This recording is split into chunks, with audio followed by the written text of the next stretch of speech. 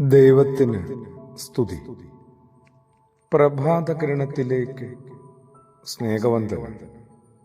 ഭാഗം 2081. ഇന്ന് സെപ്റ്റംബർ മാസം 11-ാം തീയതി, 254-ാമത്തെ ദിവസത്തിലെത്തി. തൻ്റെ പരസ്യ ശുശ്രൂഷയുടെ കാലത്ത് കർത്താവായ ക്രിസ്തുയേശു ഒപ്പമുള്ള പന്തിരുവരെ ഇടയ്ക്കിടയ്ക്ക് ഇങ്ങനെ ഓർമ്മപ്പെടുത്തുമായിരുന്നു.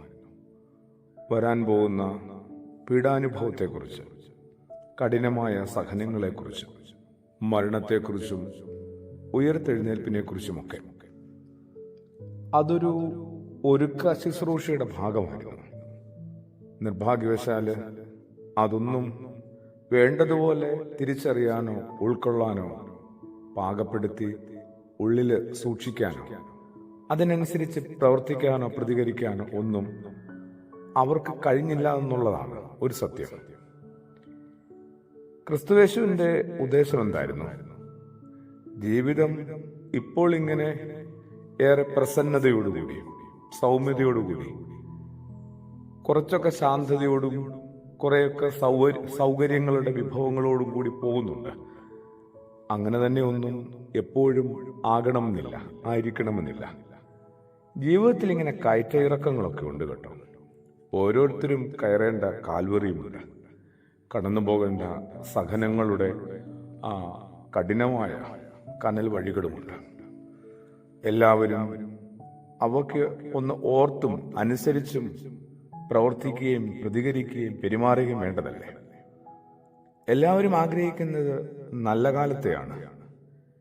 നല്ല കാലമെന്നൊരു കാലമില്ല കേട്ടോ. ഒന്നെങ്കിൽ എല്ലാം നല്ല കാലമാണ്, അല്ലെങ്കിൽ എല്ലാം തരുന്ന നല്ല പാഠങ്ങളും. ഒരു മോശം കാലമില്ല ശരിക്കും പറഞ്ഞ. ചെറുപ്പക്കാരൻ ഗുരുവിനോട് തൻ്റെ പ്രയാസങ്ങളെല്ലാം പങ്കുവച്ചു. മഴയില്ലാതിരുന്നത് കൊണ്ട് ഈ വർഷം കൃഷി മുഴുവൻ നശിച്ചു. കുടുംബത്തിലുമുണ്ട് ഏറെ അസ്വസ്ഥതകൾ. അങ്ങെല്ലാത്തിനും ഒരു പരിഹാരം പറഞ്ഞു തരണം. അപ്പൊ അതുപോലെ ഗുരു പറഞ്ഞു, എനിക്കൊരു പരിഹാരവും പറയാനില്ല. പക്ഷെ ഒരു കാര്യം എനിക്കറിയാം, ഇരുവശങ്ങളിലും തണൽ മരങ്ങൾ നിൽക്കുന്ന ഒരു ഹൈവേ യാത്രയല്ല ഏതൊരാളുടെയും ജീവിതം. പിന്നെ അതിൽ എന്താണ്, കുന്നുകളും താഴ്വരകളും ഉണ്ടാവും. കയറി ഇറങ്ങി മതിയാവും. ഓർക്കണം, നല്ല കാലം എന്നൊരു കാലമില്ല കേട്ടോ. മഴക്കാലം, മഞ്ഞുകാലം, വേനൽക്കാലം എന്നതുപോലെ മറ്റൊരു കാലമല്ല ഈ നല്ല കാലം. ഓരോ കാലത്തിനും അതിൻ്റെതായ നന്മകളും പോരായ്മകളും ഒക്കെയുണ്ട്.